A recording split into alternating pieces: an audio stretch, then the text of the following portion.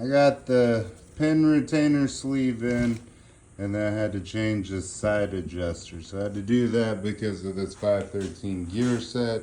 So I couldn't get my adjustment right because that gear is smaller this way. It's a bigger ID on the inside, so the pins that hold your spider gears in can move out. So got those two in, that's taken care of. Setting in the diff now. Doing a few things in the evenings to keep this project going. Okay, today we're gonna finish rebuilding this front axle. I already did the diff, I already took it all apart, and the camera overheated, so I didn't get any of the footage from actually doing that, so we're gonna get all the assembly footage today. I will be using a Carson front axle rebuild kit. This is the kit that I recommend. I know everybody says Sumo. I recommend these ones. These have been my favorite rebuild kit since I started doing this. You can get them from Boss 4x4. Talk to a lady named Sarah. She will get you taken care of. She's taking care of us. She's the one that provided this kit. So I just want to say thank you, Sarah. We're gonna get going on this. Okay, knocking the races out.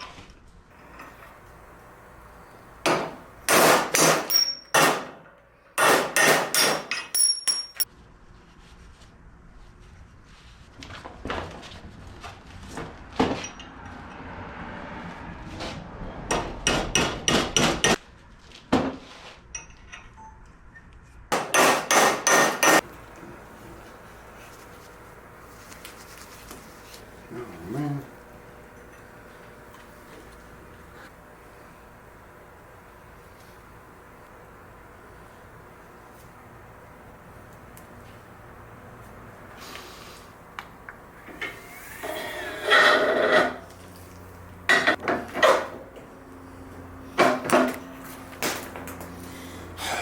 I hate it when that happens.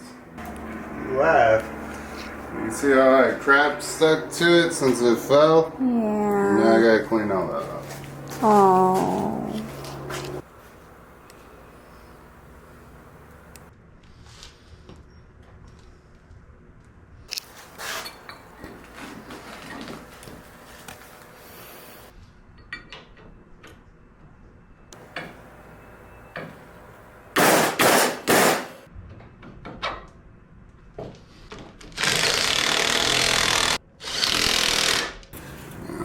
Trim these plates too. See how tight that is to my grease start? Should have put it a little farther back this way.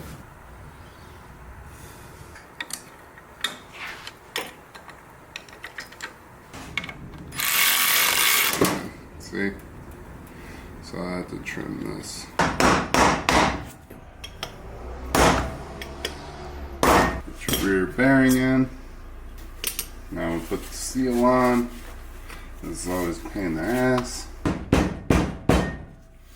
I do not have the right seal driver anymore, so I'm going to use this old bearing race. That way I got something to get it started with. Now that it's started. I'm using this punch so I got a flat edge instead of a sharp edge. And then just driving it down until it sits flush. Once you get it seated all the way, wipe out any of the dirt that got on it, and then you're ready to go. That is ready. We'll get that prepped to get that installed.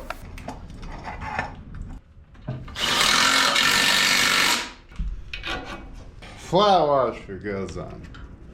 And then one nut.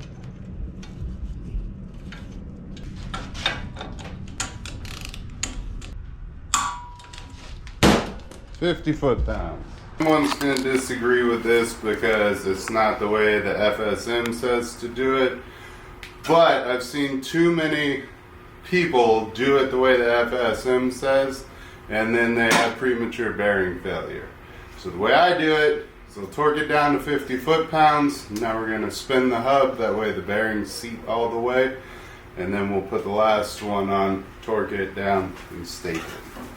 So see, it's hard to turn right now, but the more I spin it, the more those bearings are gonna start to seat, and then it's gonna get where it spins easy, just like that. So we'll come back, torque it one more time so we know that it's fully seated. As you can tell, it spins a lot. Make sure we still have a little preload, but it's not hard to spin. And then we have this guy for locking everything in place. Put your other outer nut on. Torque that one to 50 foot-pounds.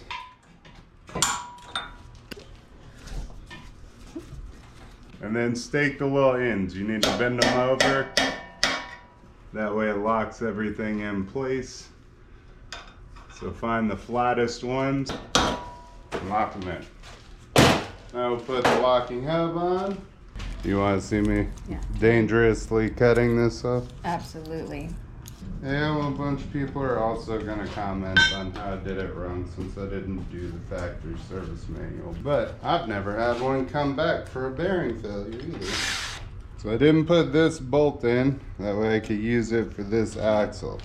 Screw it into the end and then pull to make sure your axle's all the way out.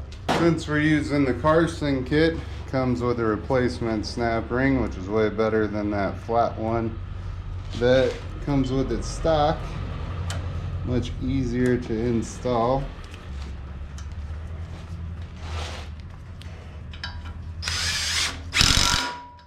So I don't have any white lithium, so I'm gonna hit this with a little WD-40. So there's a little lubricant in there. And we'll slide the locking hub in, bolt her down. And done. Front axle rebuilt.